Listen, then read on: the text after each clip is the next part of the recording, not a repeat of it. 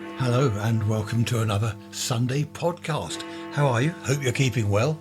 Weather's not too bright out there. Where are we? It's Friday at the moment.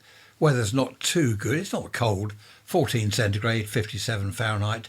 100% humidity, which is pretty high. 1005 millibars on the barometer. And the flag, oh yes, it's a south wind.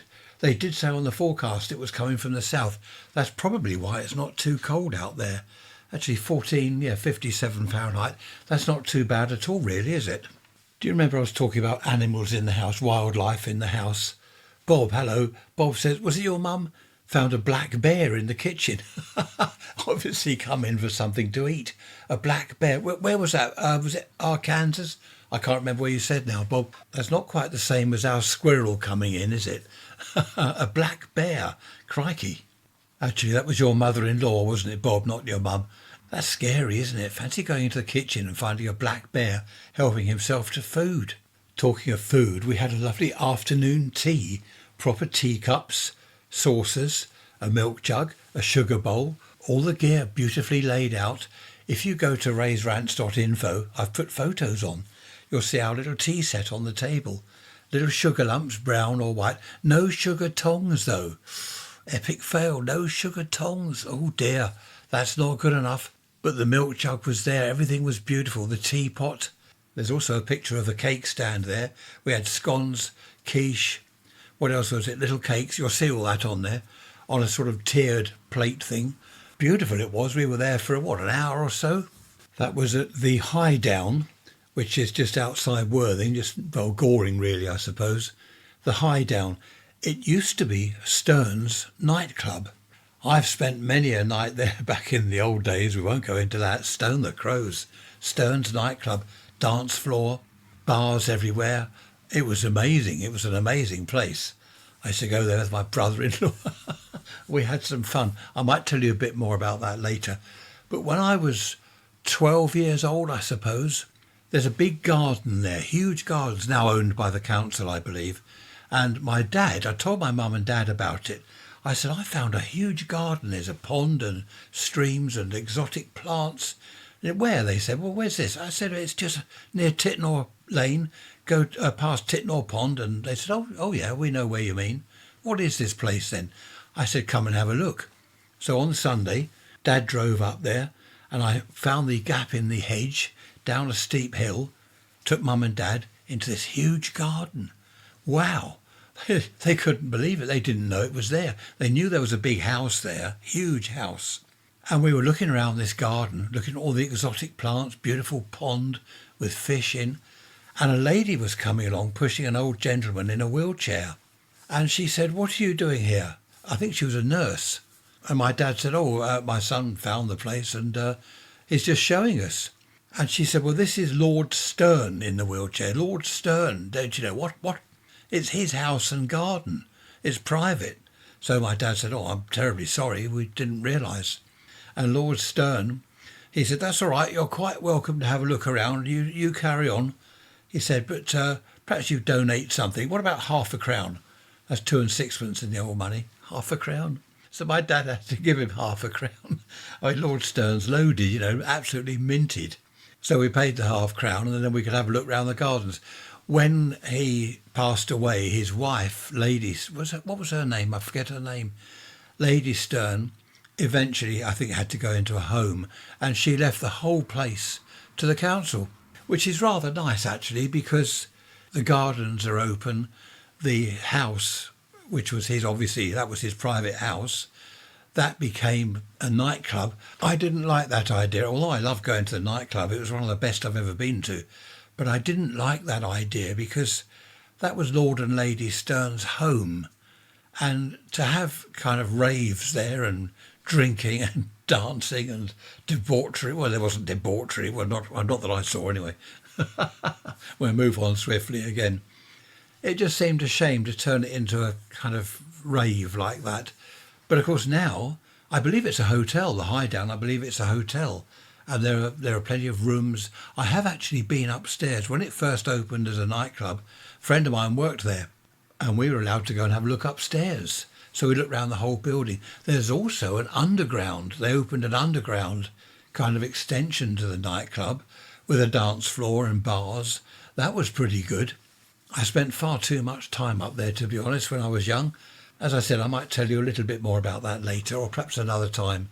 But now it's a lovely hotel and restaurant, I suppose. There's also a separate tea room. Outside of the main building, there's a smaller tea room, which is very popular with dog walkers. Of course, I remember all this as a child, as I say, when it was all private land. There wasn't a notice up saying trespassers will be prosecuted, but there should have been, because that would have made it even more attractive to me. Oh, look, prosecuted. I've got to go and have a look in there. But that was lovely. The afternoon tea was fantastic. It wasn't cheap, but we didn't pay for it. It was actually a present. I think it was Trisha's cousin. For our wedding anniversary, it was a present. You get an afternoon tea voucher or ticket or whatever. But it wasn't cheap. I know that. I looked at the prices. Well worth the money, though.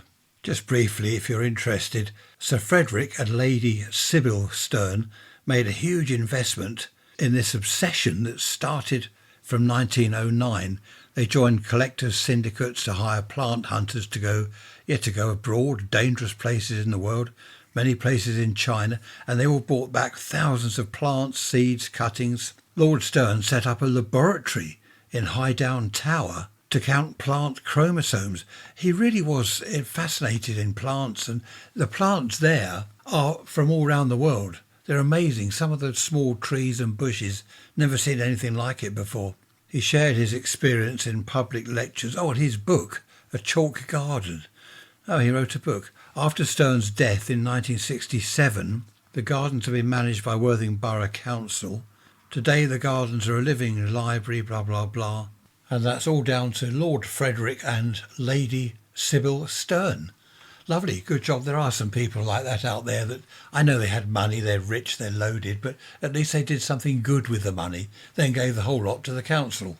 We also went out to an afternoon 70th birthday gathering party, get together or whatever, in a restaurant downtown, which was closed to the public, so it was just us there. There were, about 45 people, I think. Trisha's friend, a friend of ours, it was her 70th. And that was really nice as well. We got there at 12 and we were supposed to stay until 6 o'clock. I kind of sloped off about 4 o'clock. I said to Trish, I've got to go. I couldn't do it. 4 hours, that's enough, 4 hours.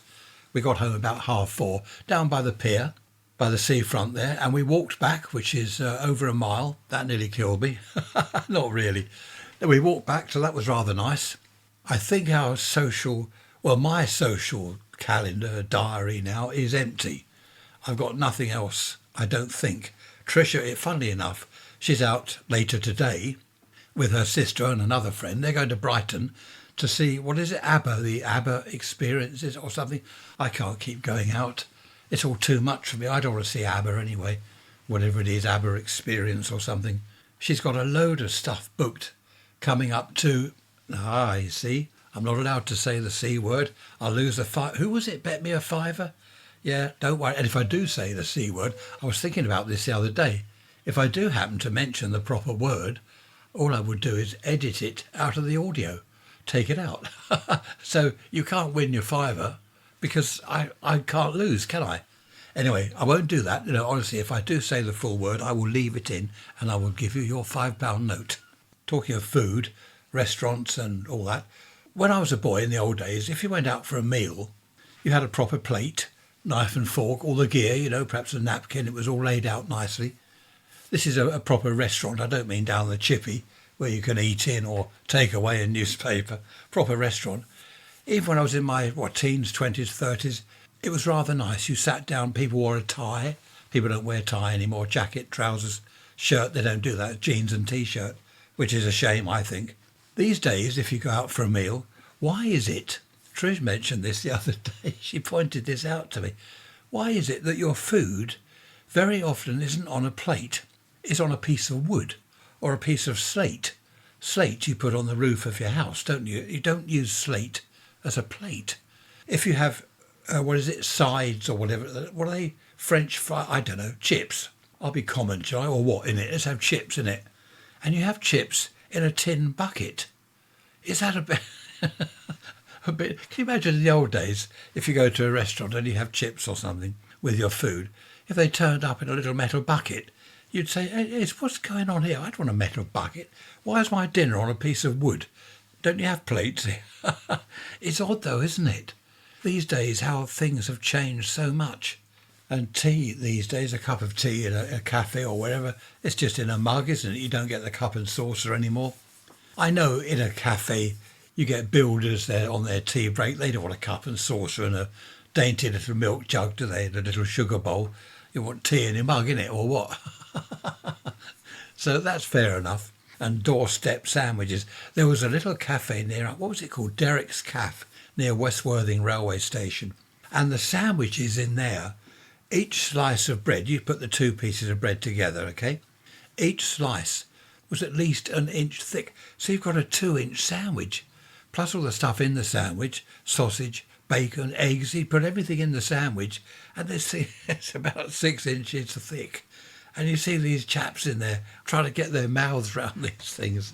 It was good food. It was cheap. Nothing wrong with that. My grandmother always laid the table properly. She'd have serviettes with the rings, silver rings round them, and the various knives, forks, spoons, all in the right place. Little milk jug, sugar bowl, salt and pepper thing. It was all done really nicely. I suppose people don't have time these days, do they? You can't muck about with a milk jug and just bung the carton on the table, and butter in a special little butter dish. No, you can't muck about with that. Chuck a thing of margarine or whatever it is on the table. Margarine, what are they called? Flora, or I don't know what they're called, spreads or something. They're not butter, are they? None of it's ever been anywhere near a cow. I think, isn't it made of fish oil or something disgusting? Or plants? I think they make butter out of plants, is it? Plant oil? I don't know what they do. All the old traditional stuff's gone, isn't it? These days, if you want a sandwich, the butter's not real. The jam's probably not real. It's just some coloured jelly that tastes like jam. It's all chemicals. I don't know. It's a shame, really, isn't it? I like to go back to the old days of a little bit of refinement at the dinner table. What, don't you know what? A little bit of refinement. Not people on their phone all the time, ignoring each other, pigging down their food and then rushing off. Or not even that, eating in their rooms, in their bedrooms and things, the younger generation. Change of subject. That mattress advert in Britain, this is in the UK, 3-minute advert for this blasted mattress. The bloke goes on and on and on and on and on. Well, there's now what do they call it? A Swift gift advert. Basically, it's quite good actually. Instead of wrapping paper, I nearly said something then. Instead of wrapping up presents for the 25th of December, nearly lost a fiver. There are these sort of tie bag things. They're like little sacks. You put your present in, there's a tie thing at the top, and they're all rather good. But the advert goes on and on. This chap is talking about these blasted bags, and he just repeats himself. It's non-stop. I don't know how long, at least 3 minutes. It put me off. I just thought, I'm not buying those bags. I said to Trish, we're not going to get those because of the advert. So they've lost a sale. Had it been a proper advert, it would have cost them half the money if they'd had half the time of the advert. That's a minute and a half, which I think is too long for an ad. It would have cost them half the money. Plus, I think they would make more sales. Because if you muck people, I said he said something then, if you upset people, I can't swear, if you upset people or annoy people, they won't buy your product. They don't seem to understand. Who does these adverts? I know I'm always banging on about it, but I really do think that when the company, the board of directors or whatever, they look at the advert that they've paid for, this is what's going to go out on the telly, don't they think, hang on a minute, that's pretty naff, that is, that's awful. We can't have that. All this shouting going on, it goes on for 3 minutes. They don't seem to understand. I don't know why. There's one advert, I forget what, is a chap selling, he's selling chairs or something. Chairs that made to measure, I don't know what they are. And the way he says it, you probably know the advert. He says, you can try our products in the comfort of your own home. Well, that's not the way you say it. You have a little bit of enthusiasm. You can try our products in the comfort of your own home. Not, you can try our... Oh, for goodness sake. The world's gone mad. Nothing's any good anymore. Nothing works. I'll go off on one now. No, I won't. We've got to keep this on a happy note because we're coming up to the 25th of December. I'm going to lose that fiver. I can feel it in my water, as they used to say. I can feel it in my bones. I'm going to lose that fiver. I've made a note somewhere here. Where's my notes? I don't know. I made a note of who it was. Actually, I've kept the email, so that's okay. I've kept the email. I shall have to have to be very careful of what I say. I've got a new radio, which is from the mid-70s. I say new radio, it's 50 years old. Crikey, it's not as old as me, though. Mid-70s, I think it was 75 it was made by Rakel. And it's a decent bit of professional communications equipment. I'm going to bore you now. No, I won't. Just briefly tell you about that. It's really nice. It's a lovely bit of kit. I've been working on it, got it all working properly, and it's now taken pride of place in my radio room over there. I shall be having a go on that tonight because Trish is out. So I shall be tuning around the shortwave, see what I can hear, see what I can find there, anything interesting. In the old days, there was all sorts of interesting stuff. There was Albania, with all their propaganda about how the West are dreadful. There used to be Moscow, going on about how dreadful we were. The Voice of America, I don't know what they went on about. There was so much to listen to in the old days on shortwave. My dad started me off on that when I was about 8 years old, 10 years old. He was tuning around shortwave one day in the lounge on the radio. We did have a telly, but he was just tuning around, and he was getting stations from all round the place, all round the world. And I thought, that's good. I said, can I have a go?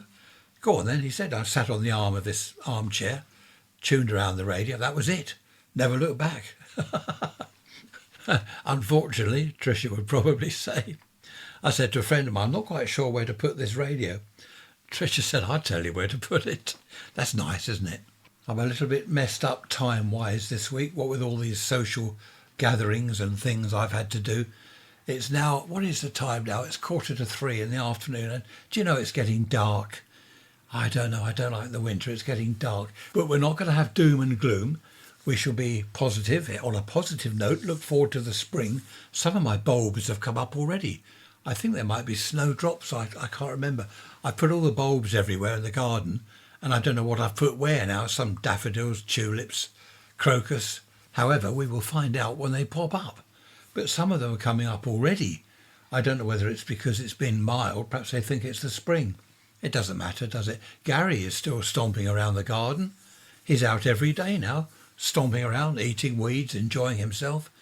We've got to keep him going for another 3 weeks. He's got to go for 3 weeks without food because he doesn't want to hibernate with a load of food inside him because it'll rot and decay, and that wouldn't do any good at all. So we are cutting down, mind you, he's out in the garden eating weeds, so we're not really cutting down on food. We're turning his temperature down, his heat lamp and his other heating he's got, slowly turning it down to get him ready for hibernation. Actually, Tricia said it's not hibernation because reptiles, what does she call it? Brumination, is it? Bloomination? No, brumination, something like that. Doesn't matter. He goes to sleep for 3 months. Just going back to that cafe, was it Derek's Cafe? Trish and I used to go there on a Saturday morning for breakfast. Not every Saturday, but we got into a bit of a routine of doing that. The food was really nice and it was cheap. It was a lovely place. We only did it for a few weeks, I think. Then we moved on. I don't know. We got into a bit of a routine with that. But that was good. Do you remember, change of subject again, do you remember the milk bottles in the old days? Did we talk about this last week? Where the bottle freezes, the milk freezes, the cream pushes out of the top and pushes the cap up, blows the cap off. Well, have a look at rants.info because Janet sent me a photo of a milk bottle with the frozen cream sticking out the top. Thank you, Janet. That's really good.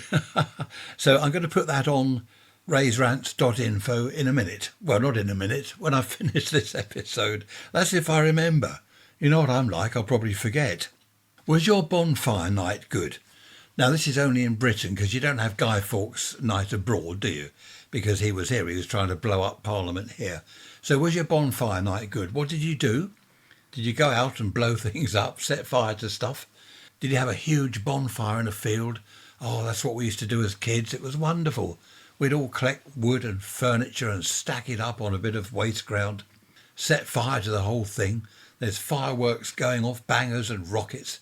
Jumping Jacks, as we were talking about before, nothing to do with Jumping Jack Flash, Rolling Stones.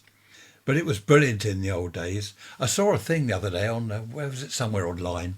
Someone did a picture of the Houses of Parliament, and it said, Guy Fawkes, come back, we need you. I thought that was quite funny. Come back, we need you. Happy days. Now, was it Bob? I can't remember. Someone messaged me, emailed, but I think it was you, Bob, wasn't it, out there in California? Was it speeded up the audio, or, speeded up? You say that you have to slow it down because it makes it sound better. It's more calming and relaxing. No, I don't ever change the speed of the audio. That's strange. I wonder, do I speak too quickly? Blah, blah, blah. I rabbit on and too quickly. Perhaps I should speak a little bit slower, calmer, and more relaxed, more tranquil. Is that what you mean, Bob, I wonder? Anyway, back to ranting. No, I don't know. I don't change the speed of the audio. I wonder whether anyone else has noticed that. I'd like to know. Raise rants at protonmail.com. Just going back to fireworks for a minute, we haven't had many this year. Normally, 2 weeks before Firework Night, which is on the 5th of November, a good 2 weeks before, there are rockets and bangers and goodness knows what else going off every night almost. We've had 1 or 2 explosions, 1 or 2 rockets, but nothing like we've had in the past. I'm just wondering, perhaps people, I don't know, have they all given up with it? I'm not sure. It just hasn't been the same this year. And the actual day, 5th of November, there weren't that many. There's a few rockets, but there weren't that many. Normally we're surrounded here with rockets and bangers and Roman candles, jumping jack flashes, and goodness knows what else. Perhaps people have gone off it all. Perhaps it's all old hat now. I don't know, but I used to love it as a kid. I suppose that's another tradition that's just dying away, fading out, isn't it? Such a shame. We're losing everything. We really are. We're losing pubs. I won't go on about pubs again. And shops. We're losing shops. I won't mention. No, we are though. Seriously, we're losing pubs and shops. Latest news today. I don't know how true it is because everyone lies. From the weather forecast person on the telly to the newsreader to MPs, everyone lies. It's amazing how many lies are told on the radio and the telly every day. Now I forget what they lied about. Oh yeah, EVs, is it electric vehicles? They weren't going to tax them to encourage people to buy this electric vehicle business, so we won't have road tax and all that. Now, pay per mile. So they get everyone to buy an electric car. Then they say, look, it's cheap to run, no tax. As soon as you bought your car, right, that's it, we'll tax you now. Do you remember in Britain, again, they said, go diesel, get diesel cars, diesel vans, diesel engines are brilliant. Diesel is cheaper than petrol, so everyone went and got diesel. We did. We bought a Berlingo, a Citroen Berlingo. Diesel, I loved it. I like the diesel engines. Then they said, oh no, you don't want diesel. They made it dearer than petrol. You don't want diesel, you should go petrol. Now they're saying, you don't want petrol, you want electric. Oh, I can't keep up with it. I think I'll get a bicycle. Funnily enough, I've just been saying about fireworks, haven't I? 2 or 3 loud explosions have just lit up the sky somewhere out there. So there are 1 or 2, but nothing like it used to be. I've just checked my emails. Marilyn, it was you, wasn't it? Bet you a fiver you said I mustn't mention the C word in November. So I can mention it in December once we get to the 1st, but not in November. I also said ChatGPT doesn't always know what she's talking about. Do you remember that? ChatGPT. I always get mixed up. That woman that chats to you. Now, North Carolina Sun, he said to me, AI is good, it's brilliant. ChatGPT, the free version, isn't good, it's rubbish. He said, you need the pay version. The woman said, this fish and chip shop is in that road, and it's not, it's in another road. Then she listed one twice, which is daft. Anyway, he sent me a list of fish and chip shops. I'm not going to read it out, but a proper list of fish and chip shops in my hometown. So thank you for that. Thank you to everyone in North Carolina. What's the weather doing over there? Oh, I nearly said that. Lost a fiver again. No, I mustn't lose. If I say it twice, do I have to lose £10? Is it £5 a go? Stone the crows, it might be. I better be careful. I know you're listening, Marilyn. You're keeping an ear out, aren't you? Talking of money, if you say a certain word, do you remember the swear box? Did you have one of those at work? Or in the pub, I remember one pub I went to, they had a swear box, so anyone swearing had to put whatever it was in the box. I can't remember what it was, 2 shillings or, I don't know, 20 pence or something. Actually, it wasn't a box, it was a jar, a beer jar, a glass. And this jar, this pint glass, used to get full of coins. People were swearing in the pub. Of course, as the evening wore on, more and more money was going into the pot. And the landlord, what he would do every now and then is empty the pint pot and the money would go to charity. So that was a pretty good idea. We did have a swear box at work once. I don't normally swear. In fact, a couple of people have said to me over the years, I've never heard you swear, which I don't. I don't think it's necessary, to be honest. Yes, if I hit my thumb with a hammer, which really hurts, I might say, crikey, or stone the crows, or something a little bit worse than that. But I don't normally swear in ordinary conversation. I don't think it's necessary. I don't see the point. That's something else that's gone down the pan, isn't it? Down the drain. Swearing on the telly now, it's an everyday occurrence. Films and whatever, there's swearing going on. They say, oh, well, it reflects true life. Well, it might reflect true life, but do we have to have the swearing? There's that one programme, I think I told you, I forget what it's called, that Trisha watches. The swearing is just constant, and I won't watch the programme because of the swearing. It's just not necessary. Maybe once or twice, possibly to be true to life, but not all the time. The trouble is the younger generation hear all this on the television, think it's perfectly normal, so they go around swearing. When I was a boy, you didn't hear that going on all the time. Certainly not on the television. We've still got that south wind out there. It's dark. I'm looking at the flag. What's the time? 20 to 9, Friday evening. It's dark out there, but that I can see the flag because there's a lamppost nearby. And that south wind is getting quite strong. It's not at all cold. It's 22 degrees centigrade in here, and there's no heating on. It's quite pleasant, actually. I'm going to make a cup of tea. I can't have a beer. I normally have a beer on a Friday evening. But I've got to go and pick Trisha up from the railway station later. It's going to be about 11, half 11. It's only round the corner, but I don't want her walking back in the dark that time of night. It's not getting bad here, but things are getting worse here, I suppose.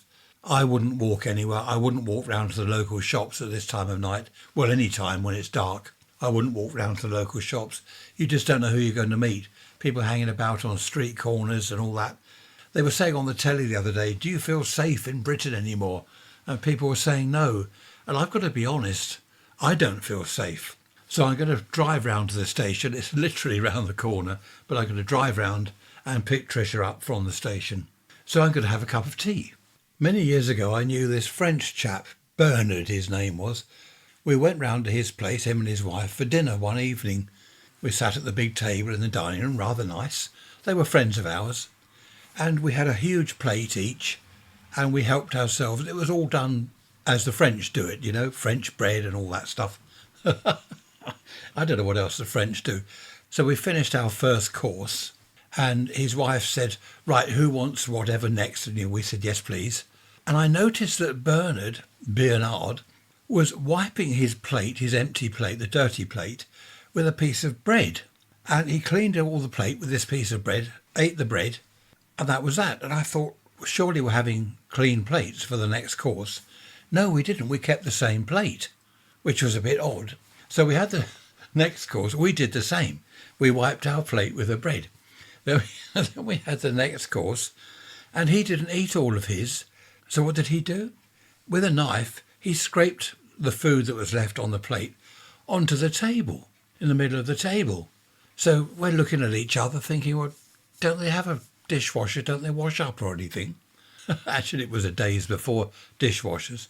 Don't they want to wash up? Or what are they going to do with the cloth now, the table? It was a plastic cloth, but that's all got to be cleaned.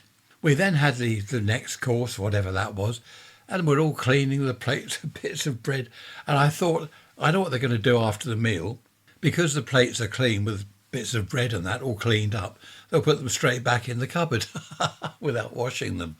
I don't know, that was most peculiar. We went to another chap's house many years ago for a meal. His wife brought out these plates with a whole fish on them. Eyes, tail, everything. Was it brown trout? I don't know what it was. I don't like fish.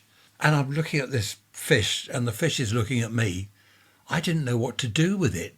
I wasn't used to going round people's houses for meals and having weird things. So I watched the others.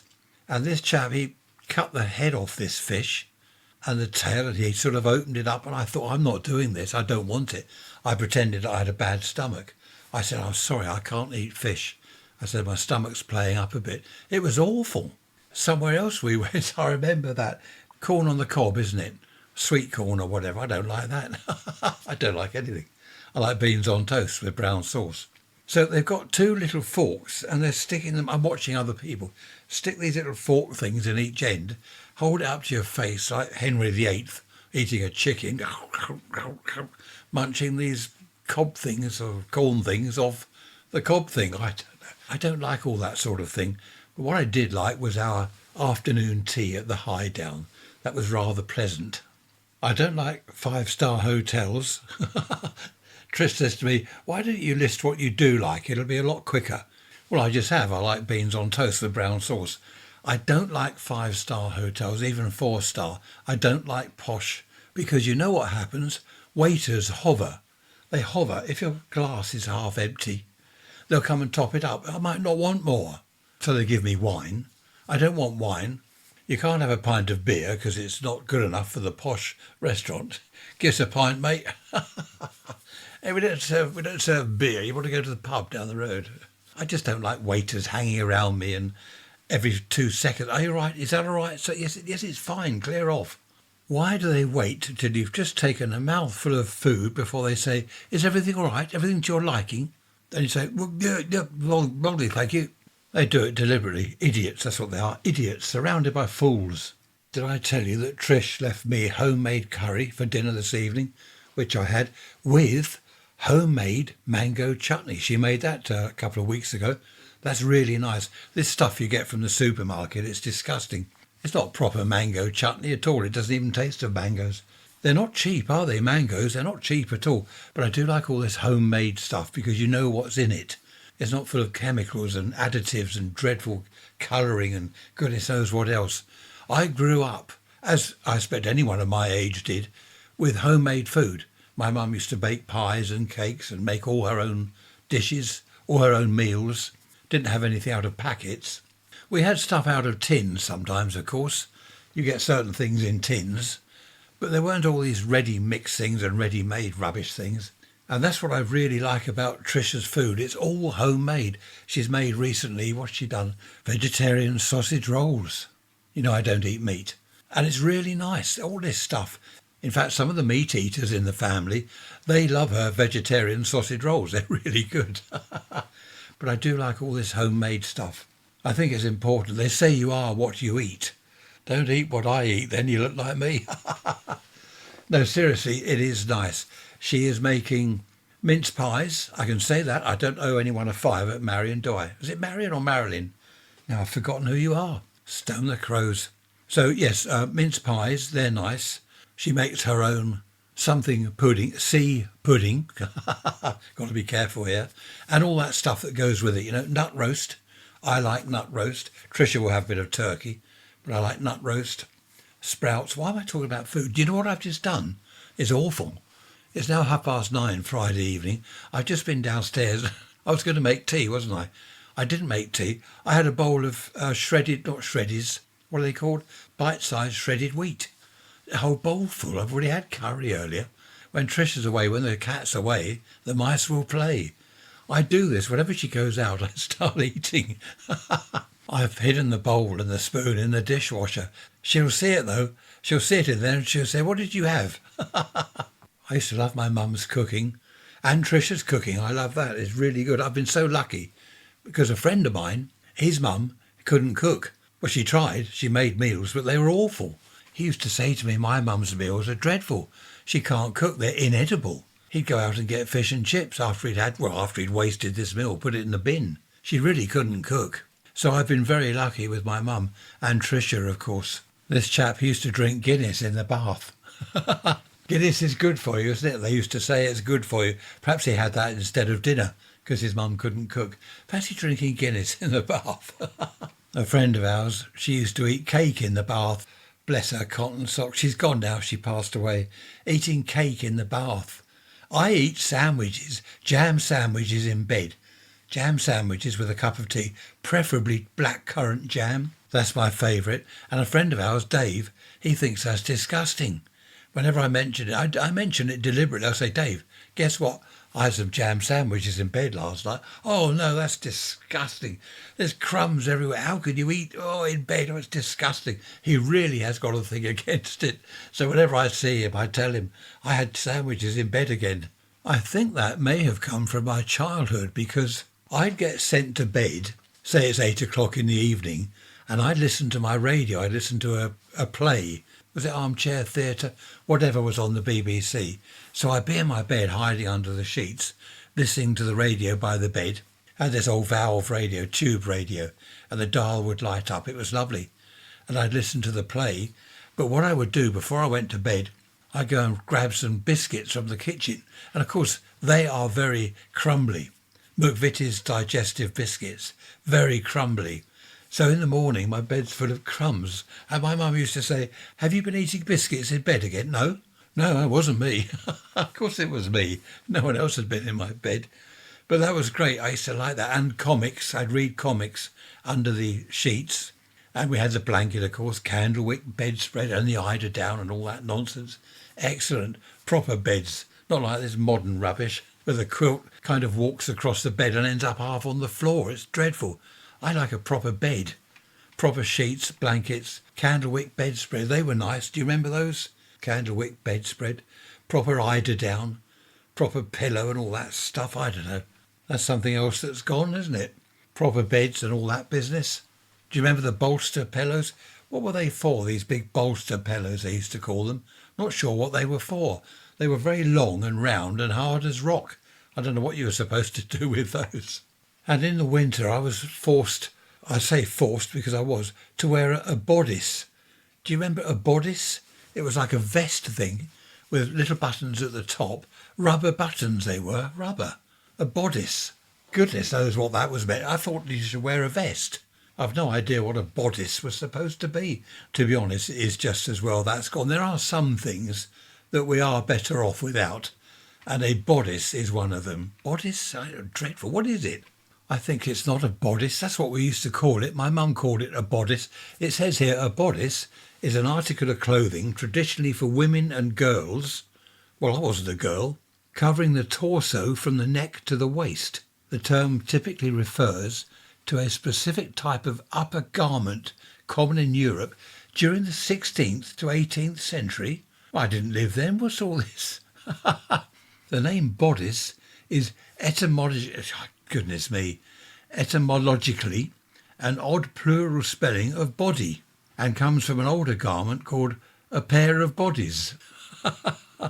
Don't forget to put on your pair of bodies before you go out in the cold. I love looking back at etymology of words and looking back at what they used to do in the old days.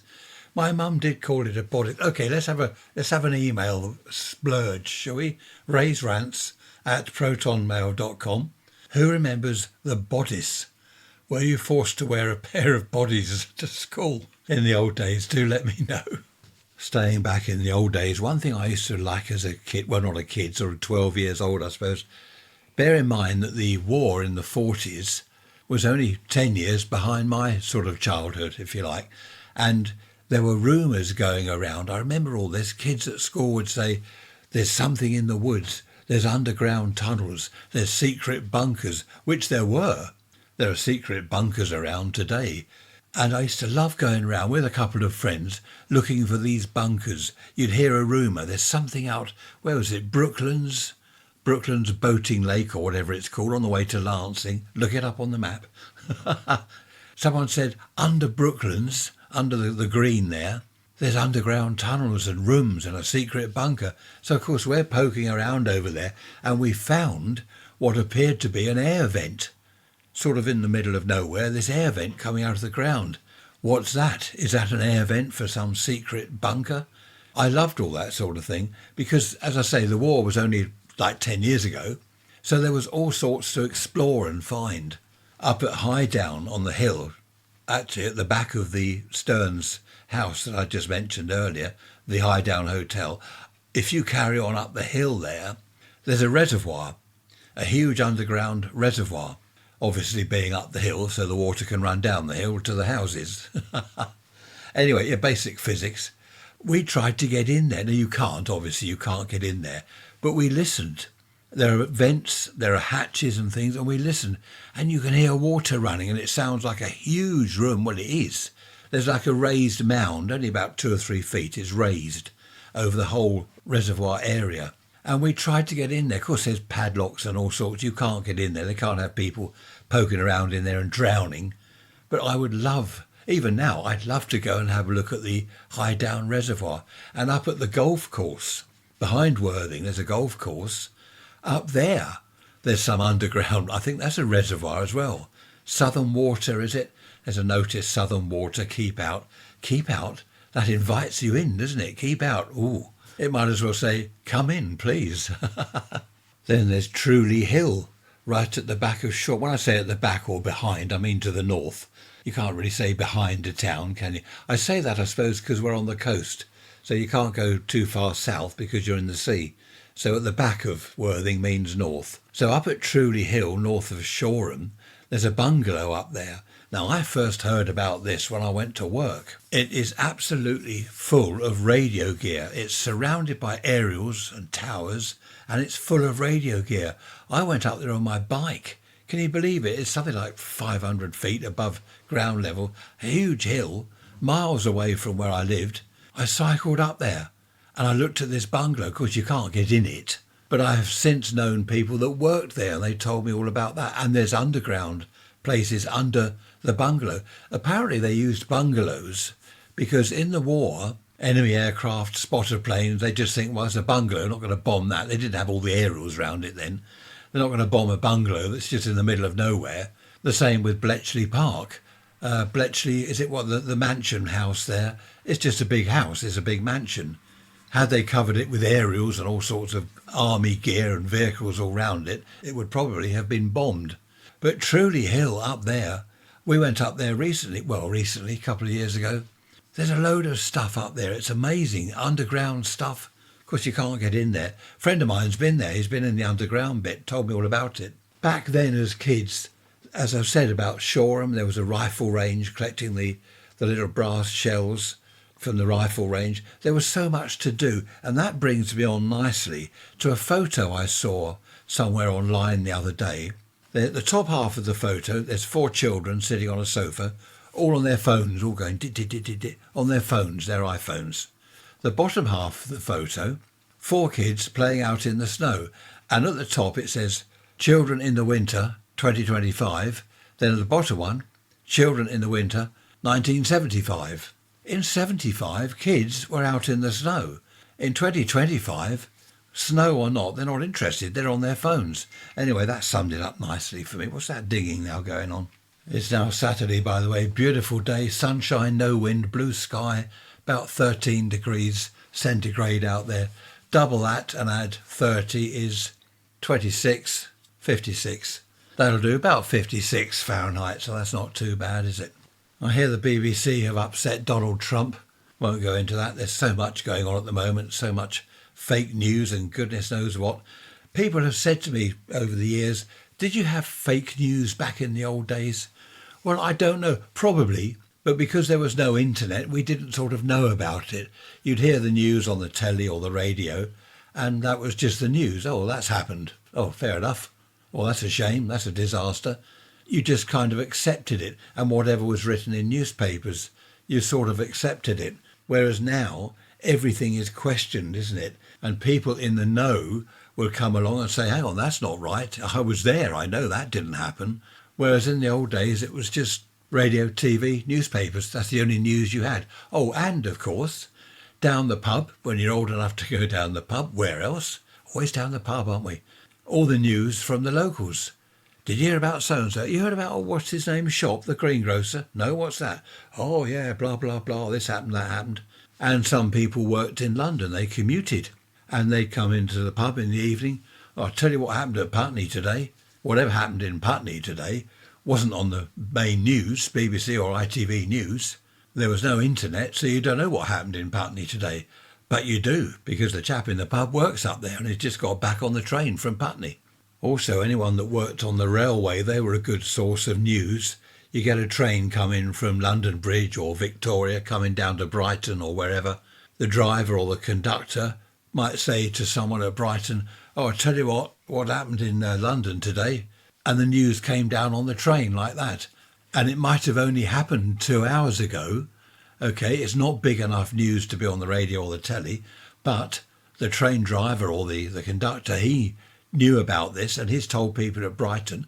They go down the pub in the evening, they tell everyone. So it was a pretty quick way of getting news around, by word of mouth, of course. Before TV, before radio even, there were only newspapers. And your London newspaper didn't know what had just happened down in Bristol or up in Edinburgh. They didn't know. Do you think there's too much news now? Do you think it's all too much in your face? That's another awful expression, isn't it? Whatever happens, if something happens now the other side of the world, it's on the TV and online. On video, you can see and hear exactly what happened, almost as it's happening. Just minutes after it's happened, it's online, it's everywhere. Do you think that's a good thing? Has it made the world too small? That's another thing, isn't it? We'd hear, when I was younger, we'd hear about Australia. We'd hear about sheep shearers and things like that, and how their summer was our winter and all this sort of thing. So back then, Australia was thousands of miles away. It still is, of course. But now, it seems it's only down the road. There's Sky News Australia, isn't there? There's all sorts of news. If you want to know anything about Australia, just go online. It's brought the countries closer. It's made the whole world smaller, hasn't it? Do you think that's a good idea? In some ways I like that. In other ways I'm not sure it's good. What do you think? Raise rants at protonmail.com. I don't know about other countries, but in Britain you'd get the old ladies, wouldn't you, chatting over the garden fence. They'd be chatting, "Have you heard about Mrs. So-and-so down at number 23? Oh dear, she did. Her husband, he ran off. He didn't, he did. Oh yeah." There'd be all this going on. And news would get round locally, local news that is, with these old ladies. Well, they probably weren't all old, but there are lots of, in the old days, there were cartoons, weren't there, about old ladies chatting over the garden fence. Was it Les Dawson? He used to dress up as an old lady, didn't he? And he did it very well, actually. "Have you heard this? Have you heard that? Oh dear, it's awful." All this business going on. "How's your Bert Slumbago? Oh, mustn't grumble." Do you remember that? News is a funny thing, isn't it? How it travels and how it gets twisted. Going back to fake news, we used to call it Chinese whispers. We used to do that at school and at work when I first was in the radio and TV workshop. You'd say something like, "What can I make up? Oh, did you hear about so-and-so's wife? She got done for shoplifting." Okay, then that moves around, that travels, and it gets twisted. Shoplifting ends up, "Did you hear about so-and-so's wife? She was involved in an armed robbery, robbing a bank." So it gets twisted and exaggerated, and we used to start off little rumours, just a small rumour, and see what happened. It would go around the workshop, or especially at school, of course, say something about one of the teachers. "Have you heard about the teacher? Got chucked out of her house, didn't pay the rent." Now that would go around the entire school eventually, and it's totally fake news. So to sum up, yes, I suppose there was fake news back in the old days, but we didn't have anyone to call it out, did we? It was just in the newspaper. Well, it's in the newspaper, so it must be true. I remember people saying that. "Really? Did that happen? Well, I read it in my newspaper, so it must be true." Another 10 minutes to go, but I think I'll end the episode here. I've got to sweep up leaves. Trish swept up all the leaves in the front and back garden the other day. And the following morning, it was quite funny. I looked out of the lounge window and I said, "Trish, I thought you swept the leaves up yesterday." She said, "I did." She joined me in the lounge. The front drive, absolutely covered with leaves, and the back garden. I said, "You didn't sweep them up at all." I know she did. But I'm going to go and do that now while the weather's reasonable. And I've got to tidy up in here because the new radio I told you about, I spent last night installing it over there and playing around, tuning around, listening on shortwave. The room is now a mess. I've got stuff everywhere, wires and bits and pieces everywhere. So I want to get that tidied up. What are you doing today or this week or whenever? Anything interesting? What have you got planned? Have you booked next year's holiday yet? We've booked the Isle of Wight. We do that before we leave the Isle of Wight. We book for next year. And don't the years go so quickly? Amazing. Before we know it, we're driving down to the ferry at Portsmouth. Oh, a whole year's gone past. Where did that go? What did we do? Incredible, isn't it? So have you booked your holiday? Because at the moment we've got, well, I nearly said it, I nearly lost a fiver. At the moment we've got 25th of December adverts all over the telly.